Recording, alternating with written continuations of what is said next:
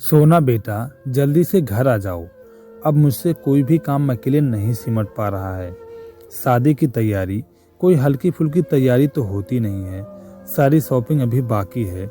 आजकल के बच्चों की पसंद भी तुम ज़्यादा अच्छी समझती हो, और इसके साथ साथ ये भी तुम तो जानती ही हो कि उम्र बढ़ने के साथ मुझसे ज़्यादा काम नहीं हुए और अकेले तैयारी करने में मन भी नहीं लग रहा है। इसीलिए फटाफट अपनी पैकिंग करो और निकल आओ, और फिर हम सास बहू एक एक 11 की ट्यूनिंग पर मिलजुल कर तैयारी करते हैं।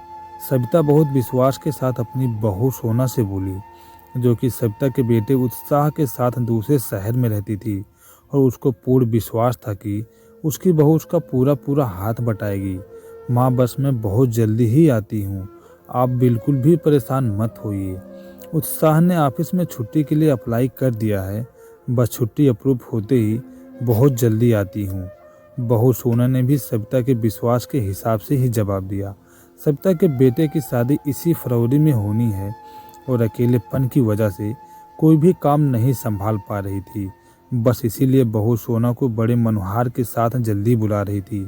खैर, जल्दी ही सोना उत्साह पति के साथ सविता के पास पहुंच गई। अब तो जैसे सविता के हाथ पैर में जान आ गई। सोना के आते ही सविता फटाफट शॉपिंग में जुट गई।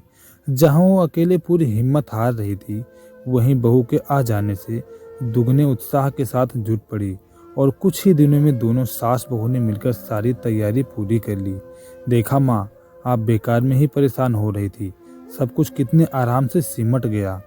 सोना सारी तैयारी पर निगाह डालते हुए सविता से बोली, सोना बेटा, इसीलिए तो मैं कह रही थी कि 1 और 1 11 होते हैं। अगर तुम जल्दी आकर मेरा सहयोग ना कर दी तो शायद अभी कुछ भी काम नहीं सिमटा होता। सविता बड़े प्यार से सोना का माथा चूमते हुए बोली, माँ, मैं आपका सहयोग करती क्यों नहीं, आखिर मेरे भी तो देवर की शादी है, और मैं इन पलों का बहुत बेसब्री से इंतजार कर रही थी। सोना सास के गले लगकर दुलराते हुए बोली। सविता ने भी बड़े दुलार से अपने गले लगा लिया। आशा करता हूँ आपको ये कहानी पसंद आई होगी। इस पर आपकी क्या राय है हमें कमेंट करके ज़रूर बताएं। कहानी पसंद आई हो तो लाइक, सब्सक्राइब और शेयर ज़रूर करें।